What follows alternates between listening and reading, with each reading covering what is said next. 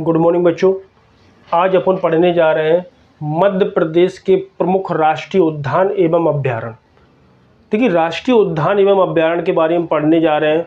क्या होता है ये राष्ट्रीय उद्यान, क्या अभ्यारण्य होते हैं, इसके बारे में हम आपको बता दें कि जो देखिए मध्य प्रदेश के जो भी राष्ट्रीय उद्यान है, अब राष्ट्रीय उद्यान वह क्षेत्र होता है जो राज्य सरकार, एक राज्य हो या दो राज्य हो, आपसी सहमति से अगर राष्ट्रीय उद्यान बनाना चाहें तो केंद्र सरकार उन क्षेत्रों को राष्ट्रीय उद्यान घोषित कर देती है। इनमें क्या किया जाता है, इनमें सभी जंगली जीवों का संरक्षण किया जाता है। इसके अलावा यहाँ पर बहुमूल्य संख्या में वन वगैरह, वन्य जीव, प्राणी वगैरह सभी पाए जाते हैं।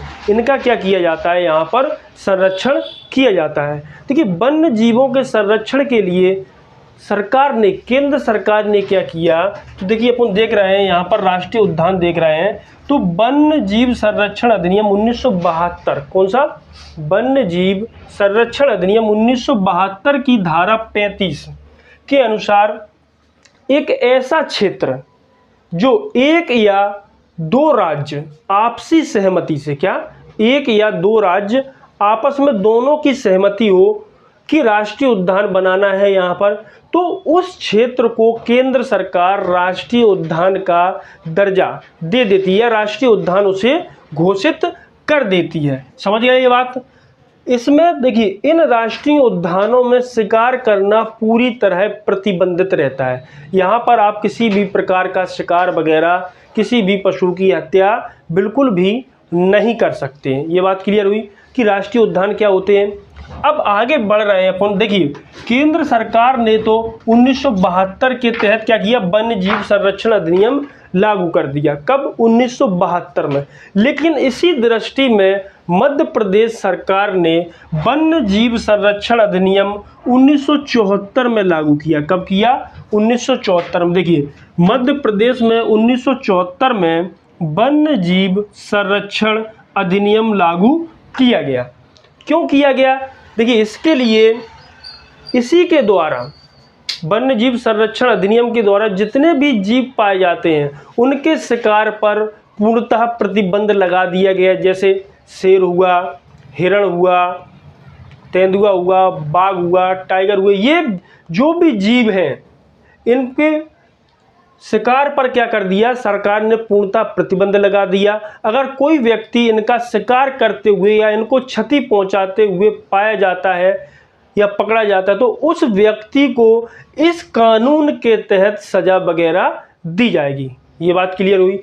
तो देखिए, अब अपन देख रहे हैं, अपन मध्य प्रदेश पढ़ रहे हैं। मध्य प्रदेश में जो भी राष्ट्रीय उद्यान है एवं अभ्यारण्य है, नेशनल पार्क या सेंचुरी, उनकी बात कर रहे हैं। तो देखिए, वर्तमान मध्य प्रदेश में 12 राष्ट्रीय उद्यान है। कितने हैं, 12 नेशनल पार्क हैं एवं 31 अभ्यारण्य हैं। समझ गए, कितने हैं, 31। देखिए, 12 देख लेते हैं, हमने आपको मैप में दिखाया है। यहीं से शुरुआत कर देते हैं अपने श्योपुर से। श्योपुर में पहला राष्ट्रीय उद्यान देखिए पालनपुर कूनो, इसको अपन ने पहला नंबर दे दिया। दूसरा माधव राष्ट्रीय उद्यान, ये कहाँ पर है, ये अपना शिवपुरी में है। समझ गए। तीसरा डायनासोर राष्ट्रीय उद्यान, ये अपना धार में है। और देखिए वन विहार, ये अपना भोपाल में है, चौथा नंबर। और देखिए पांचवा सतपुड़ा राष्ट्रीय उद्यान। देखिए सतपुड़ा राष्ट्रीय उद्यान, सतपुड़ा पर्वत होशंगाबाद में स्थित है। कहाँ पर है, होशंगाबाद में स्थित है। इसी में आपको पता होगा मध्य प्रदेश की सबसे ऊंची चोटी धूपगढ़ इसी पर्वत पर स्थित थी। ये देखिए पांचवा हो गया। अब देखिए छठवां पेंच राष्ट्रीय उद्यान, ये कहां पर है, छिंदवाड़ा में। सातवां कान्हा राष्ट्रीय उद्यान, ये अपना मंडला में है। आठवां डिंडोरी में है, जिसको क्या कहते हैं, जीवाश्म राष्ट्रीय उद्यान या दुधवा राष्ट्रीय उद्यान। नौवां बांधवगढ़ राष्ट्रीय उद्यान, ये अपना कहां पर है, उमरिया में है। 10वां संजय राष्ट्रीय उद्यान, ये अपना सीधी सिंगरौली में है।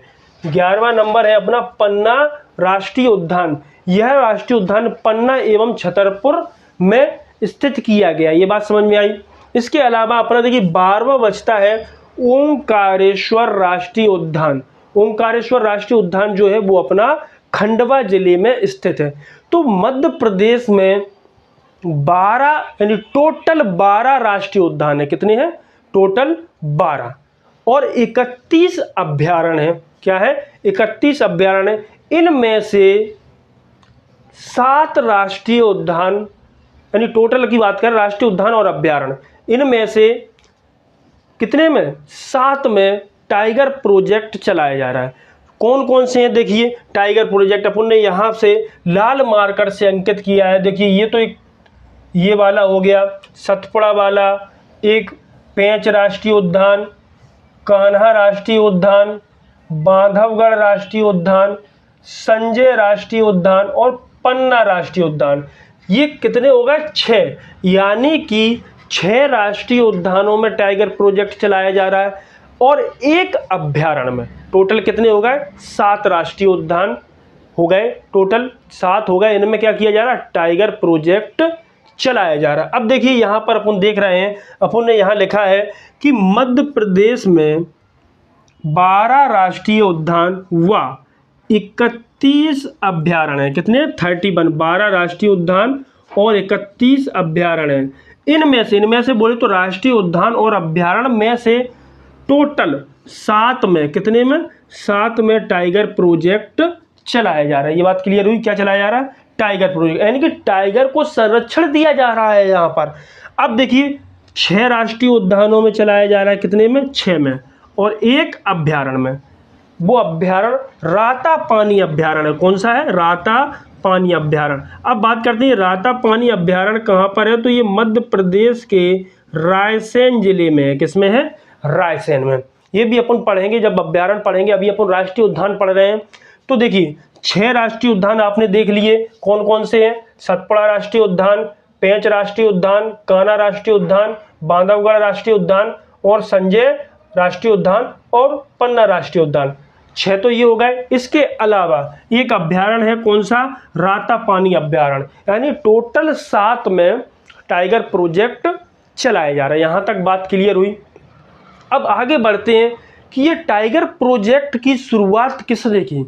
तो देखिए टाइगर प्रोजेक्ट की जो शुरुआत थी ये 1973 में शुरू की गई। कब की गई? 1973। ये योजना जो सरकार के द्वारा लाई गई 1 अप्रैल 1973 से टाइगर प्रोजेक्ट योजना क्या कर दी गई? शुरू कर दी गई भारत में। ये बात क्लियर हुई? कहाँ पर? भारत में।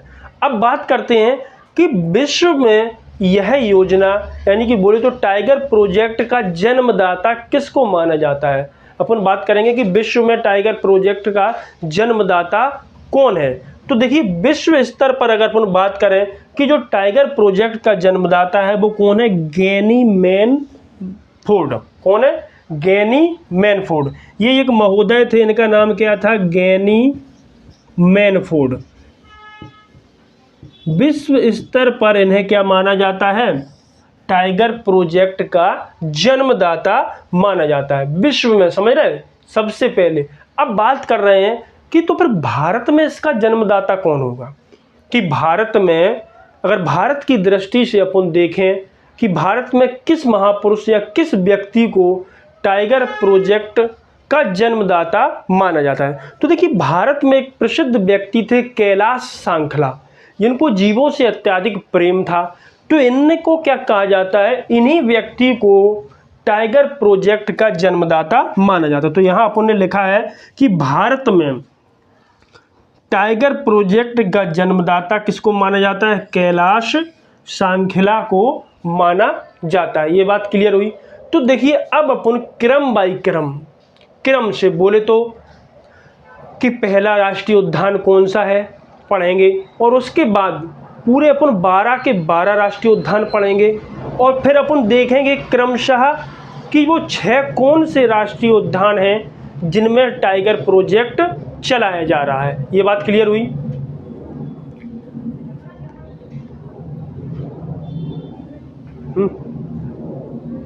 उद्यान कान्हा राष्ट्रीय उद्यान पढ़ने जा रहे हैं। तो देखिए कान्हा राष्ट्रीय उद्यान क्या था? यह राज्य का पहला राष्ट्रीय उद्यान था। क्या था? राष्ट्रीय उद्यान कौन सा था? पहला राष्ट्रीय उद्यान था जिसकी स्थापना की गई। अब अपन बात कर रहे हैं कि कान्हा क्या है, कान्हा शब्द की उत्पत्ति कैसे हुई है। तो देखिए यहाँ हमने बताया है कि कान्हा शब्द कान्हर से बना है। किससे बना है? कान्हा जो शब्द है वो कान्हर से बना है, जिसका शाब्दिक अर्थ क्या होता है? चिकनी मिट्टी।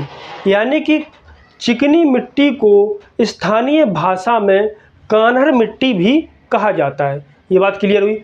इसीलिए देखिए आपको यहाँ दिख रहा है कान्हा शब्द किससे बना है? कान्हर से बना है, जिसका शाब्दिक अर्थ क्या है? चिकनी मिट्टी है। समझ गए ये बात? अब अपन पढ़ रहे हैं आगे, देख रहे हैं कि यह राष्ट्रीय उद्यान जो है 1933 में, क्या 1933 में इसे राज्य का पहला अभ्यारण्य बनाया गया था। क्या बनाया था? राज्य का पहला अभ्यारण्य। कब? इसकी जो स्थापना हुई एक अभ्यारण्य के रूप में हुई थी, ना कि एक राष्ट्रीय उद्यान के रूप में। पहले इसे अभय वन के नाम से जानते थे, फिर इसको अभ्यारण्य का दर्जा दे दिया गया। कब दे दिया गया? 1933 में। इसकी जो स्थापना की गई वो 1933 में एक अभ्यारण्य के रूप में की गई। देन उसके कुछ समय बाद 1955 में इसे राज्य का पहला राष्ट्रीय उद्यान घोषित किया गया। समझ में आई? राज्य का पहला राष्ट्रीय उद्यान किसको घोषित किया गया? कान्हा नेशनल पार्क को, यानी कि कान्हा राष्ट्रीय उद्यान को राज्य का पहला राष्ट्रीय उद्यान घोषित किया गया। जैसा कि मैंने अभी बताया था आपको थोड़ी देर पहले कि भारत में प्रोजेक्ट टाइगर की शुरुआत 1973 में हुई थी। कब हुई थी? 1973 में। तो इसमें ये भारत का नहीं, मध्य प्रदेश का पहला राष्ट्रीय उद्यान है जो 1974 में टाइगर प्रोजेक्ट में शामिल किया गया। देखिए 1973 में टाइगर प्रोजेक्ट आ रहा है, उसके बाद अगले ही वर्ष 1974 में कान्हा राष्ट्रीय उद्यान को किसमें शामिल कर लिया? टाइगर प्रोजेक्ट में शामिल कर लिया। कब? 1974 में। ये बात क्लियर हुई? तो देखिए यह राज्य का सबसे बड़ा राष्ट्रीय उद्यान है। यह राज्य का सबसे बड़ा राष्ट्रीय उद्यान है जो 940 वर्ग किलोमीटर क्षेत्रफल पर फैला है। कहाँ पर स्थित है? तो देखिए यह राष्ट्रीय उद्यान मंडला एवं बालाघाट में। कहाँ पर है? मंडला एवं बालाघाट में स्थापना की गई थी, इसको स्थित किया गया था। इसका जो वर्ग किलोमीटर है वो 940 वर्ग किलोमीटर, यानी कि काफ़ी बड़े क्षेत्र में फैला है एवं राज्य का सबसे बड़ा राष्ट्रीय उद्यान है। समझ गए? अब देखिए अपन कह रहे हैं कि यह राज्य का सबसे बड़ा राष्ट्रीय उद्यान है, ये पॉइंट अपना क्लियर हुआ। अब अपन आगे बढ़ रहे हैं कि यह भारत का, अब देखिए राज्य का नहीं, भारत का पहला ऐसा राष्ट्रीय उद्यान है जिसने अपना स्वयं का शुभयंकर घोषित किया है। शुभयंकर बोले तो प्रतीक चिन्ह घोषित किया है, वो भी 2017 में एक भूर सिंह नामक बारहसिंगा। कौन सा? देखो यहाँ लिखा होगा हमने 2017 में भूर सिंह बारहसिंगा को इसने क्या किया? अपना शुभयंकर घोषित कर दिया। तो अब इसका नया नाम क्या हो गया? भूर सिंह बारहसिंगा राष्ट्रीय उद्यान नाम दिया गया। समझ गया मेरी बात? तो देखिए ये भारत का पहला नेशनल पार्क है जिसने अपना शुभयंकर जारी किया। किसको शुभयंकर, किसको प्रतीक चिन्ह माना? तो बारहसिंगा को माना। किसको? बारहसिंगा। वो भी बारहसिंगा कौन सा? भूर सिंह, इसको नाम दिया भूर सिंह। देखिए यह राष्ट्रीय उद्यान में ब्रेडरी प्रजाति के बारहसिंगा पाए जाते हैं। कौन से? देखो ब्रेडरी प्रजाति के एक बारहसिंगाओं की, बारहसिंगा बोले तो हिरण जैसी ही एक आकृति होती है, वो 12 सिंह होते हैं। वैसे मुख्यतः 2 होते हैं, उन्हीं 2 में से आसपास सिंह निकले हुए होते हैं, उसे क्या दिया नाम? बारहसिंगा। तो ये जो राष्ट्रीय उद्यान है वह ब्रेडरी प्रजाति के बारहसिंगा के लिए प्रसिद्ध है। समझ गए? किसके लिए प्रसिद्ध है? ब्रेडरी प्रजाति के बारहसिंगाओं के लिए विशेष रूप से प्रसिद्ध है। कौन सा? कान्हा राष्ट्रीय उद्यान। ये बात समझ में आई? इसके अलावा इस राष्ट्रीय उद्यान में एक पॉइंट है बामनी दरार पॉइंट। कौन सा? बामनी दरार पॉइंट। इस पॉइंट को या इस बिंदु को, इस दरार को एक अन्य नाम सूर्यास्त पॉइंट या बिंदु कहते हैं, क्योंकि यहीं पर इसी पॉइंट के बाद सूर्य अस्त हो जाता है। जो सूर्य अस्त होता है इस राष्ट्रीय उद्यान में वो कहाँ पर होता है? बामनी दरार में। फिर इसके बाद इस उद्यान में कहीं भी सूर्य की रोशनी बिल्कुल भी दिखाई नहीं देती। ये बात क्लियर हुई? इसके आगे अपन चल रहे हैं, अगला महत्वपूर्ण पॉइंट या बिंदु। तो देखिए ये राष्ट्रीय उद्यान राज्य का एकमात्र ऐसा राष्ट्रीय उद्यान है जिसमें हवाई पट्टी बनी हुई है। क्या है? जिसमें हवाई पट्टी बनी हुई है। क्या बनी हुई है? हवाई पट्टी। यानी कि आप यहाँ पर जा सकते हैं, किससे? हवाई जहाज से जाएं। अगर आपके पास स्वयं का हवाई जहाज है या आप किराए पर कर लें तो सीधा इसी राष्ट्रीय उद्यान में उसको आप लैंड करा सकते हैं और फिर इस राष्ट्रीय उद्यान का मनमोहक तरीके से आनंद ले सकते हैं, इसमें आप घूम सकते हैं। समझ गया मेरी बात? आप सोचें कि अपने विमान से घूमें, नहीं, उस वहाँ से उतरने के बाद फिर आपको वहाँ से प्राइवेट जिप्सी वगैरह गाड़ी वगैरह करनी पड़ती है, उससे आप इस राष्ट्रीय उद्यान का आनंद ब्यौरा ले सकते हैं। ये बात क्लियर हुई। इसके बाद अपन आगे चल रहे हैं। इस राष्ट्रीय उद्यान में हॉलो घाटी एवं बंजर घाटी, कौन सी? हॉलो घाटी एवं बंजर घाटी काफ़ी प्रसिद्ध है। ये बात समझ में आई? कैसी है? काफ़ी प्रसिद्ध है। इसके अलावा अपन बात कर रहे हैं, इस राष्ट्रीय उद्यान में 2 ठूंठ वृक्ष पाए जाते हैं। कैसे? ठूंठ, स्थानीय भाषा में इसको, ग्रामीण भाषा में ठूंठ कहा जाता है। ठूंठ क्या होता है? जिन वृक्ष पर पत्ते नहीं होते, उनकी डालियां सूख जाती हैं, उसको कहा जाता है ठूंठ वृक्ष। और ये भी किसके हैं? तो वो साल के हैं। किसके? साल। जैसे आपने सुना होगा साल सागौन के वृक्ष, तो ये वही वाला साल है, नॉट ईयर वाला, ईयर वाला नहीं है। तो इसमें 2 साल वृक्ष पाए जाते हैं। इनको राजा रानी वृक्ष के नाम से जाना जाता है। बहुत ही इंपॉर्टेंट बिंदु है कि राजा रानी वृक्ष किस राष्ट्रीय उद्यान में पाए जाते हैं। तो अपन सरल तरीके से कहेंगे कि कान्हा राष्ट्रीय उद्यान में पाए जाते हैं और यह साल के वृक्ष हैं। किसके हैं? साल वृक्ष हैं। समझ गया ये बात? तो अब आगे बढ़ रहे हैं। इस राष्ट्रीय उद्यान में अगर बात करें कि कौन कौन से वन्य जीव पाए जाते हैं, तो देखिए इस राष्ट्रीय उद्यान में शेर, सांभर, चीता, हिरण, भालू, बारहसिंगा आदि जानवर, आदि जीव किसमें? कान्हा नेशनल पार्क में पाए जाते हैं। ये बात समझ में आई? जैसे बताया हमने, शेर हुआ, फिर से सुन लो, चीतल हुआ, नीलगाह हुआ, भालू हुआ, सांभर हुआ, हिरण हुआ, विशेषकर बारहसिंगा तो पाया ही जाता है, वो भी कौन सा? ब्रेडरी प्रजाति का। इसके लिए तो यह राष्ट्रीय उद्यान प्रसिद्ध ही है। समझ गए मेरी बात? यहाँ तक चीज़ें क्लियर हुई। अब अपन अभी अगला राष्ट्रीय उद्यान पढ़ने जा रहे हैं। इसके बाद अपन पढ़ने जा रहे हैं बांधवगढ़ राष्ट्रीय उद्यान। तो देखिए बांधवगढ़ राष्ट्रीय उद्यान की खासियत क्या है? यह राष्ट्रीय उद्यान मध्य प्रदेश के उमरिया जिले में स्थित है। कहाँ पर है? मध्य प्रदेश के उमरिया जिले में स्थित है। देखिए उमरिया जिले में स्थित है, जो राज्य के 437 वर्ग किलोमीटर क्षेत्रफल पर फैला हुआ है। यानी कि यह कितने वर्ग किलोमीटर क्षेत्र में फैला हुआ है? तो 437 वर्ग किलोमीटर क्षेत्रफल पर यह फैला हुआ है। ये बात हो गई। अब देखिए अपन बात कर रहे हैं कि इसकी जो स्थापना हुई थी वो 1968 में क्या की गई थी? इस राष्ट्रीय उद्यान की स्थापना की गई थी। कहाँ पर? उमरिया जिले में। लेकिन बाद में इसको 1993 में, कब? 1993 में इस राष्ट्रीय उद्यान को टाइगर प्रोजेक्ट में सम्मिलित कर लिया गया। ये बात क्लियर हुई? तो देखिए टाइगर प्रोजेक्ट में कब किया? 1993 में इसको सम्मिलित कर लिया।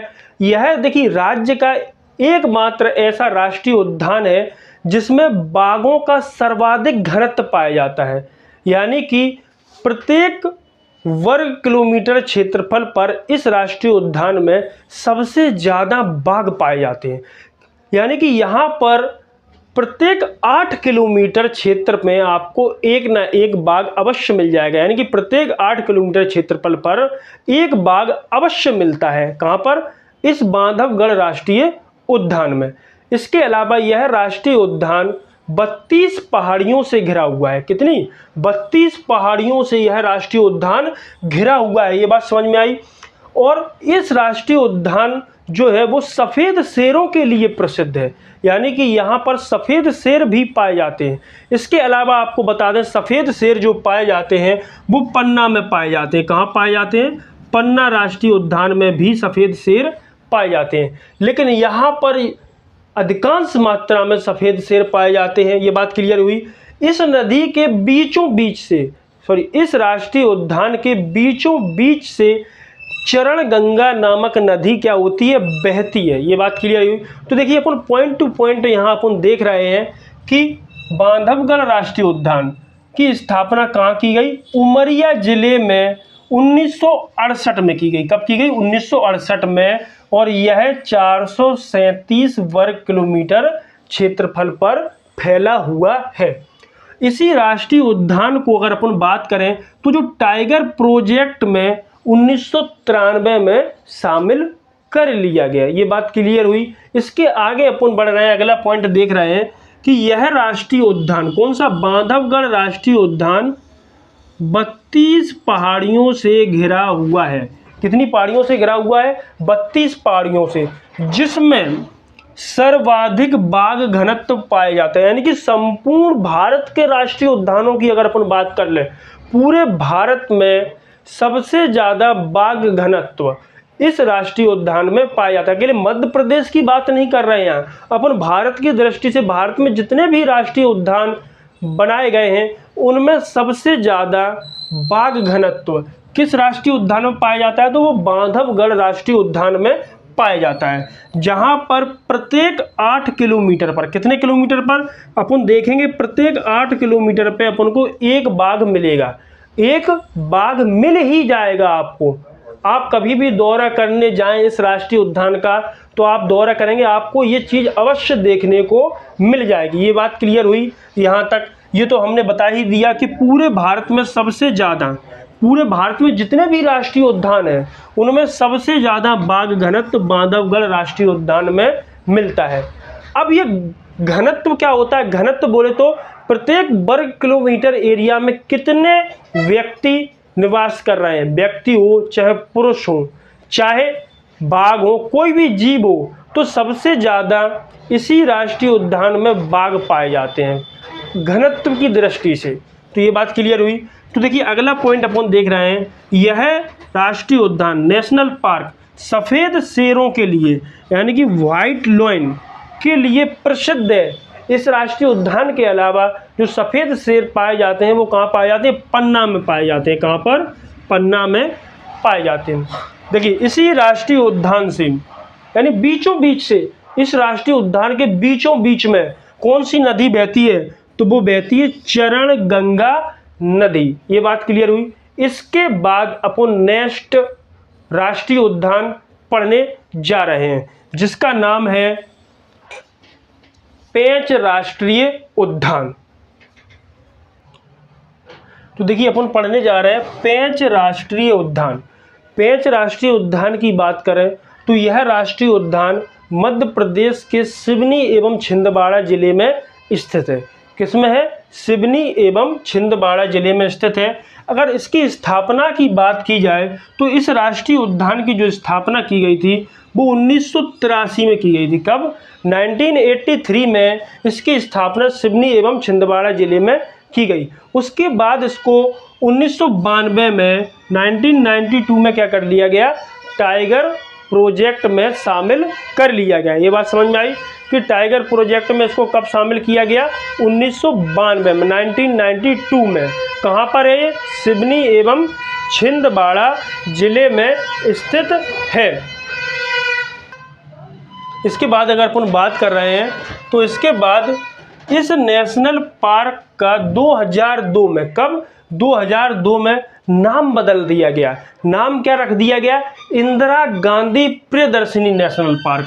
इसका नाम कब बदला गया, 2002 में, और इसका नाम कर दिया गया इंदिरा गांधी प्रियदर्शनी नेशनल पार्क। ये बात क्लियर हुई। और यहाँ का क्षेत्रफल की अगर बात करें तो 293 वर्ग किलोमीटर क्षेत्रफल पर यह राष्ट्रीय उद्यान फैला हुआ है। कौन सा, पेंच राष्ट्रीय उद्यान। समझ में आई ये बात। आगे बढ़ रहे हैं अपन। देखिए इस राष्ट्रीय उद्यान में विश्व बैंक द्वारा चलाई जा रही वन्य जीव संरक्षण परियोजना, क्या किया गया है, एक विश्व बैंक ने क्या किया, एक योजना शुरू की। कौन सी, वन्य जीव संरक्षण योजना, जो क्या है इसी राष्ट्रीय उद्यान में चलाई जा रही है और किसी राष्ट्रीय उद्यान में नहीं चलाई जा रही है। तो यह एक ऐसा राष्ट्रीय उद्यान है जो विश्व बैंक द्वारा चलाई जा रही वन्य जीव संरक्षण, यानी कि विश्व बैंक क्या कर रहा है, वन्य जीवों के संरक्षण के लिए एक योजना शुरू की किसने? विश्व बैंक ने। और उसके तहत ही इस राष्ट्रीय आंदोलन को, कौन से? 5 राष्ट्रीय आंदोलन को इस योजना में क्या कर लिया गया? शामिल कर लिया गया। समझ गया मेरी बात? यह एक ऐसा राष्ट्रीय उद्यान है जिसमें मोगली लैंड बनाया गया। क्या बनाया गया? Mowgli land. अब ये मोगली लैंड क्या है? तो देखिए, ऐसा मानने को आता है कहावत में कि एक बालक था जो इस जंगल में चला गया, कौन से? सिवनी वाले जंगल में। उस जंगल को अपन क्या कहने लगे? Mowgli land. और वहीं पर वह फंस गया। फंसने के बाद भेड़ियों के समूह में रहने लगा और उन्हीं भेड़ियों की जैसी उसने आदतें वगैरह सीख ली, क्रियाएं प्रतिक्रियाएं सब करने लगा। और वह आगे चलकर इतना प्रसिद्ध हुआ कि उसको क्या नाम दे दिया गया? Mowgli land. उसी बालक के नाम पर, उसका नाम क्या था? मोगली। उसी बालक के नाम पर इस राष्ट्रीय उद्यान में क्या बनाया गया? मोगली लैंड बनाया गया। ये बात क्लियर हुई? अब देखिए, आगे बढ़ रहे हैं अपन कि इसमें, किसमें? 5 राष्ट्रीय उद्यान में सर्वाधिक कृष्ण मृग पाए जाते हैं। क्या होते हैं ये कृष्ण मृग? मृग बोले तो हिरण। अब कृष्ण बोले तो कृष्ण कैसे थे? सांवले कलर के, काले कलर के। तो उनके ही नाम पर इनका नाम रख दिया गया। तो बोले तो यहाँ पर कैसे मृग पाए जाते हैं? काले हिरण पाए जाते हैं। अपनी भाषा में अपन क्या कह देते हैं? काले हिरण। यह एकमात्र ऐसा राष्ट्रीय उद्यान है मध्य प्रदेश का जिसमें सबसे ज्यादा, यानी कि सर्वाधिक मात्रा में क्या पाए जाते हैं? कृष्ण मृग पाए जाते हैं। ये बात क्लियर हुई? अब देखिए, यह जो राष्ट्रीय उद्यान है, जैसा कि आपको पता है, मध्य प्रदेश में सिवनी और जो छिंदवाड़ा जिले हैं, तो मध्य प्रदेश की दक्षिणी सीमा पर स्थित है। कहां पर है? दक्षिण में स्थित है। ये बात क्लियर हुई? तो दक्षिण में मध्य प्रदेश के एक राज्य है, कौन सा? महाराष्ट्र। यानी कि मध्य प्रदेश की दक्षिणी सीमा जो है महाराष्ट्र से स्पर्श करती है। तो यह राष्ट्रीय उद्यान जो है मध्य प्रदेश और महाराष्ट्र की सीमा पर स्थापित किया गया। समझ गया मेरी बात? तो देखिए, अपन ने क्या लिखा? यह मध्य प्रदेश व महाराष्ट्र की सीमा पर स्थित है, यानी कि बनाया गया है। क्लियर हुई? अब बात कर रहे हैं कि इस राष्ट्रीय उद्यान में कौन कौन से वन्य जीव वगैरह पाए जाते हैं। तो देखिए, इसमें बारहसिंघा, हिरण काले पाए जाते हैं। इसके अलावा तेंदुआ, शेर, चीतल, सांभर, ये वन्य जीव इस राष्ट्रीय उद्यान में पाए जाते हैं। ये बात क्लियर हुई? ये अपना 5 राष्ट्रीय उद्यान आपको अच्छे से समझ में आया, कंप्लीट हुआ। इसके बाद अपन अन्य राष्ट्रीय उद्यान, पन्ना राष्ट्रीय उद्यान की बात करेंगे। ठीक है, ये देख लिया आपने। अब अपन पढ़ रहे हैं पन्ना राष्ट्रीय उद्यान।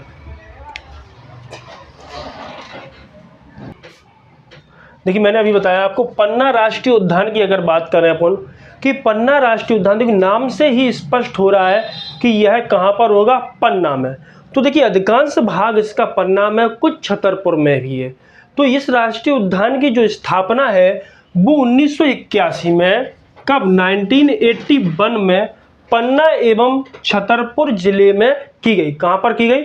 मध्य प्रदेश के पन्ना एवं छतरपुर जिले में इसकी स्थापना कर दी गई। इसके बाद इसको जो टाइगर प्रोजेक्ट में 1994 में, कब? 1994 में पन्ना राष्ट्रीय उद्यान को टाइगर प्रोजेक्ट में शामिल कर लिया गया और यहाँ पर टाइगरों को संरक्षण दिया जाने लगा। ये बात क्लियर हुई? आगे अपन देख रहे हैं, इस जो राष्ट्रीय उद्यान का जो क्षेत्रफल है वो 543 वर्ग किलोमीटर क्षेत्रफल पर फैला हुआ है। दोनों को मिलाकर, पन्ना और छतरपुर दोनों में इसका जो क्षेत्रफल है कितना है? 543 वर्ग किलोमीटर क्षेत्रफल पर यह राष्ट्रीय उद्यान क्या है? विस्तारित या फैला हुआ है। ये बात क्लियर हुई? अब देखिए, ये जो राष्ट्रीय उद्यान है, कौन सा? पन्ना राष्ट्रीय उद्यान, इसमें जो रेप्टाइल, जो सरीसृप जीव रहते हैं, कौन से? रेप्टाइल बोले तो सरीसृप जो जीव रहते हैं, जैसे छिपकली हुई, सांप वगैरह हुआ, मगरमच्छ हुआ, जो रेप्टाइल रेंगने वाले जो भी जीव होते हैं, उनका क्या किया जाता है? इसमें संरक्षण किया जा रहा है। समझ गए? तो यह राष्ट्रीय उद्यान रेप्टाइल संरक्षण के लिए प्रसिद्ध है। किसके लिए? क्वेश्चन पूछा जाएगा कि रेप्टाइल संरक्षण किस राष्ट्रीय उद्यान में किया जाता है, तो अपन कहेंगे इनका जो संरक्षण है वो अपन पन्ना राष्ट्रीय उद्यान में किया जाता है। अब देखिए, अभी अपन ने बताया था, एक राष्ट्रीय उद्यान पढ़ा था, कान्हा राष्ट्रीय उद्यान, उसमें क्या था, हवाई पट्टी स्थित थी। क्या थी, हवाई पट्टी थी जहां पर अपन एरोप्लेन जाकर लैंड करा सकते थे। अब वैसी ही हवाई पट्टी पन्ना राष्ट्रीय उद्यान में बनाई जा रही है, यानी कि निर्माणाधीन है। क्या है, इसमें हवाई पट्टी बनाई जा रही है, यानी निर्माण किया जा रहा है, बनाई जा रही है, बन जाएगी तो इसमें भी आप अपना स्वयं का एरोप्लेन लेकर जा सकते हैं और वहां पर आप पन्ना में उसको लैंड करा सकते हैं। ये बात क्लियर हुई। इसके अलावा अगर हम बात कर रहे हैं, इसी राष्ट्रीय उद्यान में केन घड़ियाल, कौन सा, केन घड़ियाल वन्य जीव अभ्यारण्य स्थित है। देखिए इसी के अंतर्गत अभ्यारण्य भी स्थित है, कौन सा, केन घड़ियाल। केन नदी पड़ा है जो कटनी की कैमूर पहाड़ी से निकलती है, उसी में क्या किया जा रहा है, घड़ियालों का, घड़ियाल क्या होते हैं, मगरमच्छ की आकृति जैसे जो जीव होते हैं, सेम मगरमच्छ कह सकते हैं अपन, क्योंकि देखने में थोड़ा बहुत अंतर रहता है, इनका मुंह थोड़ा चौड़ा होता है, लंबा होता है, जबकि मगरमच्छ का इतना नहीं होता। तो इसी राष्ट्रीय उद्यान में क्या किया जा रहा है, घड़ियालों का संरक्षण किया जा रहा है। किसमें, केन घड़ियाल अभ्यारण्य में। ये अभ्यारण्य भी पन्ना राष्ट्रीय उद्यान के अंतर्गत ही स्थित है। ये बात क्लियर हुई। अब देखिए, यह राज्य का एकमात्र ऐसा राष्ट्रीय उद्यान है, समझना मेरी बात, राज्य का एकमात्र अकेला ही ऐसा है जिसमें स्विट्जरलैंड देश की बात कर रहे हैं कि स्विट्जरलैंड के सहयोग से ड्रोन से, किससे, ड्रोन बोले तो मानव रहित विमान होते हैं जिसमें कैमरे लगे रहते हैं, उससे क्या किया जा रहा है, इस राष्ट्रीय उद्यान की निगरानी की जा रही है, प्रत्येक जीवों को देखा जा रहा है। तो समझ गए कि यह राज्य का एकमात्र ऐसा राष्ट्रीय उद्यान है जिसमें स्विट्जरलैंड के सहयोग से 2014 से, कब से, 2014 से ड्रोन बोले तो मानव रहित, कैसा, मानव रहित, इसमें कोई व्यक्ति नहीं बैठता, इस विमान से क्या किया जा रहा है, इस राष्ट्रीय उद्यान की देख रेख की जा रही है कि कौन से जीव हैं, कहाँ पर हैं, कहाँ जा रहे हैं, क्या कर रहे हैं, पल पल की खबर इस ड्रोन से लोगों को मिल जाती है वहाँ। अब बात कर रहे हैं कि इस राष्ट्रीय उद्यान में कौन कौन से जीव पाए जाते हैं। तो देखिए, इस राष्ट्रीय उद्यान में बाघ पाया जाता है, तेंदुआ पाया जाता है, सांभर पाया जाता है, इसके अलावा चीतल पाया जाता है, चिंकारा पाया जाता है, भालू पाया जाता है और जंगली भैंसा आदि जानवरों का इसमें संरक्षण किया जा रहा है। ये सारे जानवर इसमें पाए जाते हैं, इनके अलावा भी और पाए जाते हैं। तो ये अपन ने पन्ना राष्ट्रीय उद्यान पूरा पढ़ लिया है। इसके बाद अपन अगला जो राष्ट्रीय उद्यान पढ़ने जा रहे हैं वो है सतपुड़ा राष्ट्रीय उद्यान। देखिए अपन देख रहे हैं सतपुड़ा राष्ट्रीय उद्यान। सतपुड़ा राष्ट्रीय उद्यान की बात करें तो देखिए, जो सतपुड़ा राष्ट्रीय उद्यान है, सतपुड़ा पर्वत होशंगाबाद में है। कहाँ पर है, सतपुड़ा पर्वत होशंगाबाद में। इसी पर मध्य प्रदेश की सबसे ऊंची चोटी धूपगढ़, कौन सी, मध्य प्रदेश की सबसे ऊंची चोटी धूपगढ़ स्थित है, इसी पहाड़ी पर। समझ गया मेरी बात। तो अब बात कर रहे हैं अपन कि सतपुड़ा राष्ट्रीय उद्यान की जो स्थापना थी वो कब की गई। तो देखिए, इसकी जो स्थापना थी वो 1981 ईस्वी में होशंगाबाद जिले में की गई, जो राज्य के 528, कितना, 528 वर्ग किलोमीटर क्षेत्रफल पर फैला है। ये बात क्लियर हुई। कहाँ पर इसकी स्थापना की गई, होशंगाबाद में। और कब की गई, 1981 ईस्वी में की गई। इसके बाद इसको 1999 ईस्वी में, कब, 1999 ईस्वी में टाइगर प्रोजेक्ट में शामिल कर लिया गया। ये बात समझ में आई। तो देखिए कहाँ पर है, होशंगाबाद में, स्थापना 1981 में, टाइगर प्रोजेक्ट में 1999 में, क्षेत्रफल 528 वर्ग किलोमीटर है। ये बात क्लियर हुई। तो देखिए, यह जो राष्ट्रीय उद्यान है पंछियों के लिए काफ़ी प्रसिद्ध है। यहाँ पर बहुत सारी प्रजाति के पक्षी वगैरह पाए जाते हैं। ये बात क्लियर हुई। अब इसका अपन अगला पॉइंट बिंदु देख रहे हैं कि यह राष्ट्रीय उद्यान इंडियन बाइसन, कौन सा जीव पाया जाता है इस राष्ट्रीय उद्यान में, इंडियन बाइसन। ये अपन गौर कहें, गौर जीव के लिए यह राष्ट्रीय उद्यान फेमस है। इसमें कौन सा जीव पाया जाता है, इंडियन बाइसन। इसको हिंदी में अपन कहते हैं गौर जीव। क्वेश्चन बनेगा कि गौर जीव किस राष्ट्रीय उद्यान में पाया जाता है? तो अपन कहेंगे सतपुड़ा राष्ट्रीय उद्यान में गौर जीव पाया जाता है। इसके अलावा अपन आगे देख रहे हैं कि यह एकमात्र ऐसा नेशनल पार्क है, यानी कि राज्य का एकमात्र, जहां एकमात्र शब्द जुड़ जाता है तो वो अपने आप में ही बहुत ही महत्वपूर्ण पॉइंट बन जाता है। तो देखिए क्या है एकमात्र ऐसा नेशनल पार्क? तो देखिए इस राष्ट्रीय उद्यान में प्रशासनिक तरीके से, यानी प्रशासन के द्वारा, प्रशासन की अनुमति से बस, कार, जीप, वही बस, जीप या अपन कार कहते हैं, जीप, इसके अलावा हाथी, नाव, इनसे अपन क्या कर सकते हैं? सैर कर सकते हैं। इनको चलाने की अनुमति है कौन देगा इनको? प्रशासनिक तौर पर। कहाँ?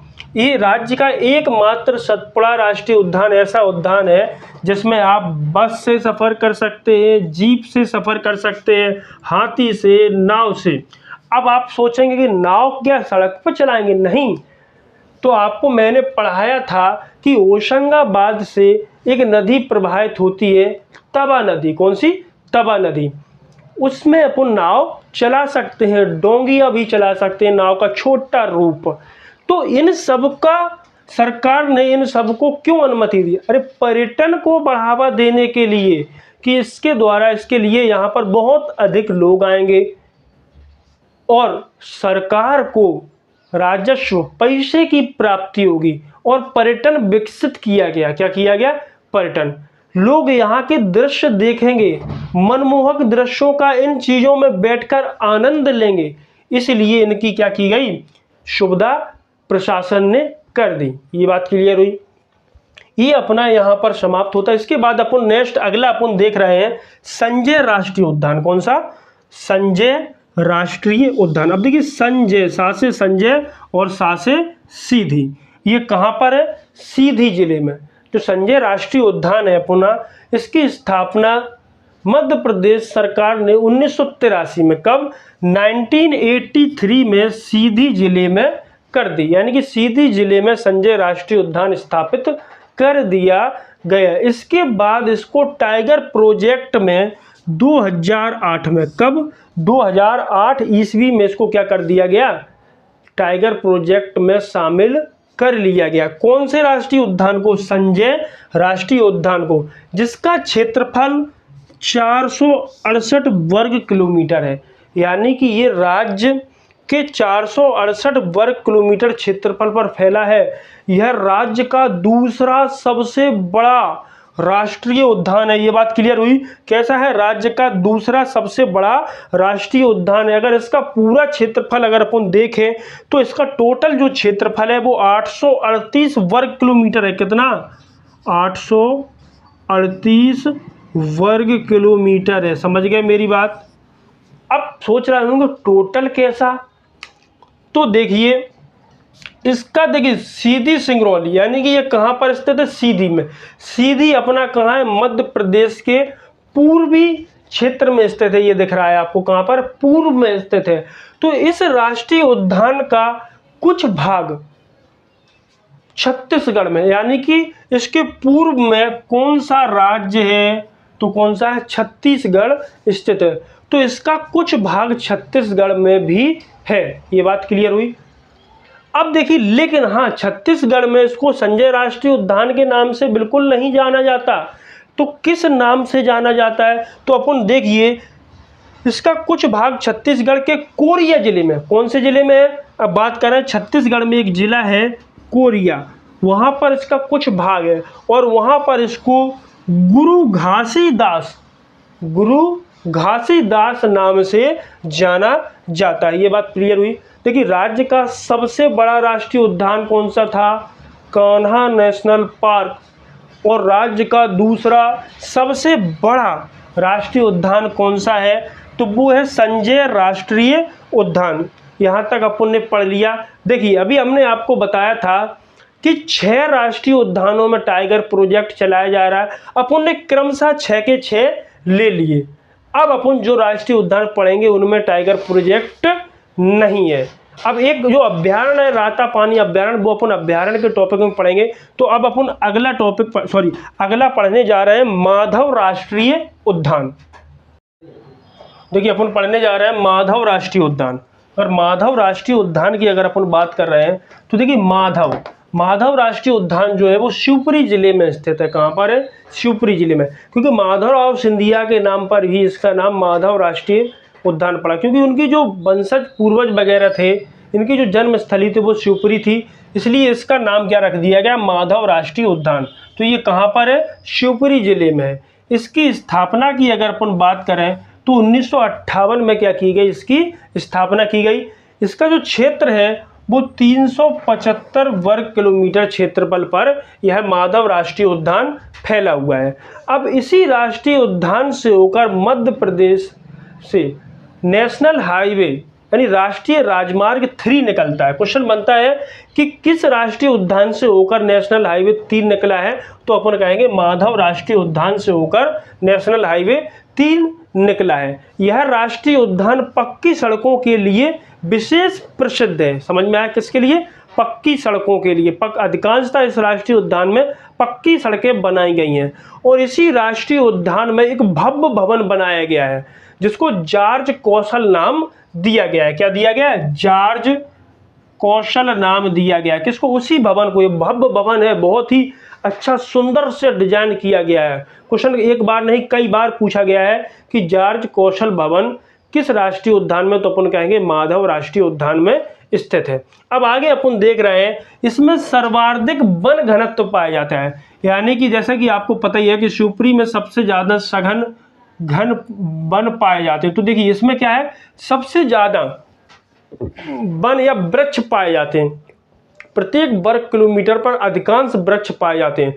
तो देखिए मध्य प्रदेश में जितने भी राष्ट्रीय उद्यान है उनमें से सबसे ज्यादा वन, वो भी घनत्व की दृष्टि से देखा जाए तो किसमें पाए जाते हैं? माधव राष्ट्रीय उद्यान में पाए जाते हैं। इसके बाद अपन नेक्स्ट देख रहे हैं वन विहार राष्ट्रीय उद्यान। तो देखिए वन विहार राष्ट्रीय उद्यान की अपन बात कर रहे हैं कि यह राष्ट्रीय उद्यान झीलों की नगरी भोपाल में है। कहाँ पर है? भोपाल में है। इसकी स्थापना 1983 में कहाँ की गई? मध्य प्रदेश की राजधानी भोपाल, अपन कहें झीलों की नगरी भोपाल में इसकी स्थापना की गई है। देखिए यह एक सर्प उद्यान है। क्या है? सर्प राष्ट्रीय उद्यान है जिसमें सांप वगैरह का संरक्षण किया जाता है। और इसी राष्ट्रीय उद्यान में ISO द्वारा, किसके द्वारा? ISO द्वारा चिड़ियाघर स्थापित किया गया है। यानी कि ISO ने प्रमाण पत्र दे दिया गया है इसको चिड़ियाघर। देखिए राष्ट्रीय उद्यान तो है ही, यह चिड़ियाघर भी इसको घोषित कर दिया गया है। इसी राष्ट्रीय उद्यान से जीवों को, कौन से जीव? वन्य जीवों को गोद लेने की प्रथा 2008 से शुरू की गई। कब से की गई? 2008 से वन्य जीवों को गोद लेने की प्रथा शुरू की गई। किससे? वन विहार से। इंपोर्टेंट पॉइंट है ये। कहां से की गई? वन विहार राष्ट्रीय उद्यान से जीवों को क्या किया जाने लगा? अन्य जगह से गोद लिया जाने लगा, फिर उनका संरक्षण, उन पर विशेष ध्यान दिया जाने लगा। समझ गया मेरी बात? अब आगे अपन पढ़ रहे हैं दुधवा, जीवाश्म या फॉसिल, तीनों का एक ही नाम है। अपन कहते हैं दुधवा राष्ट्रीय उद्यान भी दे सकता है, जीवाश्म राष्ट्रीय उद्यान भी दे सकता है, या फॉसिल राष्ट्रीय उद्यान भी दे सकता है। तो अब देखिए जो जीवाश्म राष्ट्रीय उद्यान है वह है मध्य प्रदेश के डिंडोरी जिले में। कहाँ पर है? मध्य प्रदेश के डिंडोरी जिले में। इसकी स्थापना 1983 ईस्वी में की गई। समझ गए? कब की गई? 1983 ईस्वी में। कहाँ पर? डिंडोरी जिले में इसकी स्थापना कर दी। अब आगे बढ़ रहे हैं, अपन देख रहे हैं यह राज्य का सबसे छोटा राष्ट्रीय उद्यान है। कौन सा? दुधवा राष्ट्रीय उद्यान है जो, यह राज्य का कैसा? सबसे छोटा राष्ट्रीय उद्यान है। इसका क्षेत्रफल की अगर बात करें अपन तो 0.27, कितना? 0.27, यहाँ लिख देता हूँ 0.27 वर्ग किलोमीटर क्षेत्रफल पर यह राष्ट्रीय उद्यान फैला है, जो राज्य का सबसे छोटा राष्ट्रीय उद्यान है। अब देखिए जीवाश्म, किस चीज के जीवाश्म रखे गए हैं यहाँ पर? तो देखिए यहाँ पर पौधों के, किसके? देखो पौधों के, बीजों के, मसालों के, फलों के आदि के जीवाश्म रखे गए हैं जो लगभग 65 लाख वर्ष पुराने हैं। इनका क्या किया जा रहा है? संरक्षण किया जा रहा है। ये बात क्लियर हुई। अब अपन आगे पढ़ने जा रहे हैं ओंकारेश्वर राष्ट्रीय उद्यान। तो देखिए, ओंकारेश्वर राष्ट्रीय उद्यान की स्थापना 2004 में खंडवा जिले में की गई। कहाँ पर? खंडवा। इसी से खंडवा से ही होकर नर्मदा नदी 2 भागों में बट जाती है। कितने भागों में? 2 भागों में। तो इसकी स्थापना कहाँ की गई? खंडवा में। और कब की गई? 2004 में। यह राज्य के 651 वर्ग किलोमीटर क्षेत्रफल पर फैला हुआ है। तो देख लीजिए, यहाँ तक अपन ने 10 पढ़ लिए हैं, अपने 2 और रह गए हैं, वो अपन आगे पढ़ रहे हैं। आगे अपन पढ़ रहे हैं डायनासोर राष्ट्रीय उद्यान।